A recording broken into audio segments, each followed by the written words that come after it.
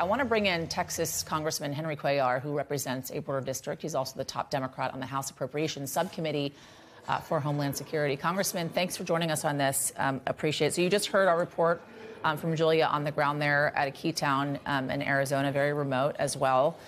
We're hearing more detentions, more deportations. That is the plan, it seems, that's coming from negotiators. By critics, it's being called Title 42 on steroids. Where do you stand on this? Well, certainly I'm one of those that I believe that we should have detentions and we should deport people that don't have a legal right to be here. Look, the asylum law is very clear.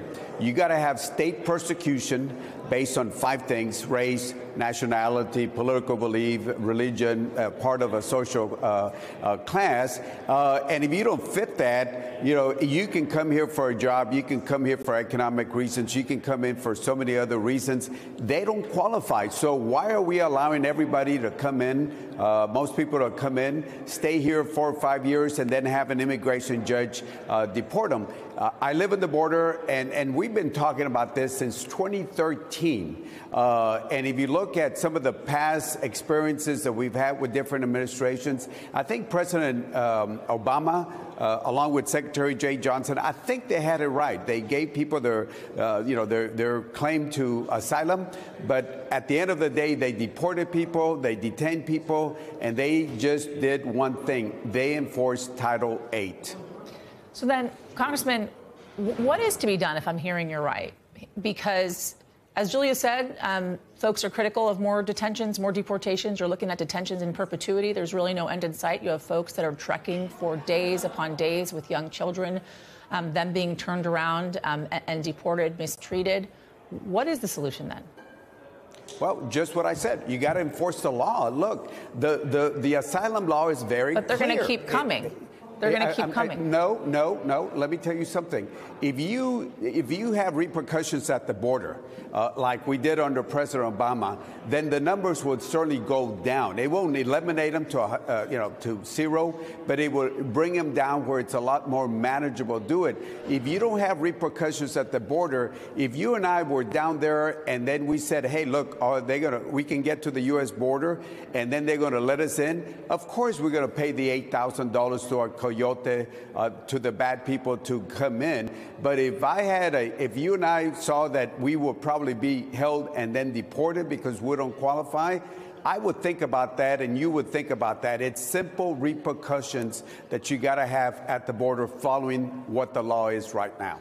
Congressman, your fellow Congressional Hispanic Caucus members say it's not right that there's no Latino representation in any of these talks.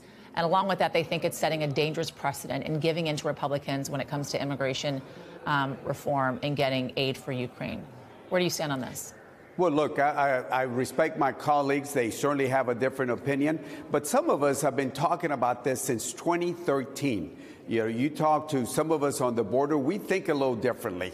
I don't have any sanctuary cities. I don't have any public officials that say, let them in, let them in. We've been dealing with this migrant situation for so many years. Now that New York, now that Chicago, Washington, D.C., Colorado, Massachusetts, and other places are feeling what we felt, this is what we've been talking about this. I don't call this a Republican idea because some of us pushed this idea before some of those Republicans were even in office. We just want to see one thing at the border. We want to see law and order. We don't want to see chaos at the border. But at the same time, we want to respect the migrants' rights and their claim to asylum. But again, the law is very clear. Persecution by a state based on 5 things. And most of those folks do not qualify. They do not qualify. Do you think it's important, sir, to have Latino representation in these talks? Well, Secretary Mayorkas is certainly involved in the talks. I have talked to some of the folks about it. In fact, some of the ideas that they're looking at are ideas that I've talked about it. Certainly, the Senate should have Latinos, but it's not only Latinos that should be involved. I mean, it's one of those things that, we want to make sure that the migrant rights, because right now, migrants are not coming only from Latin America. They're coming in from 50 plus countries across the world. We have about 30 seconds left, and I want to get you on the record with this, and that is the launch of this impeachment inquiry into President Biden, in which you voted against. What's your reaction? Well, you know, I wish the Republicans would have done this. I voted no on the inquiry. Depending what comes out, I'll probably be voting no on the impeachment. But let's see what we see. But we have so many issues. We got Ukraine, we got Israel, we got border. We got so many things that we need to address. This is just not one of the issues that we should be spending time on. So just to be clear, you are unsure as to how you would vote when it comes to impeachment of President Biden? No, again, listen to what I'm saying. I voted no on the inquiry. I said I probably will vote no unless if something comes out, but I probably will be voting no on the impeachment. Okay. Congressman Henry Cuellar, thank you so much.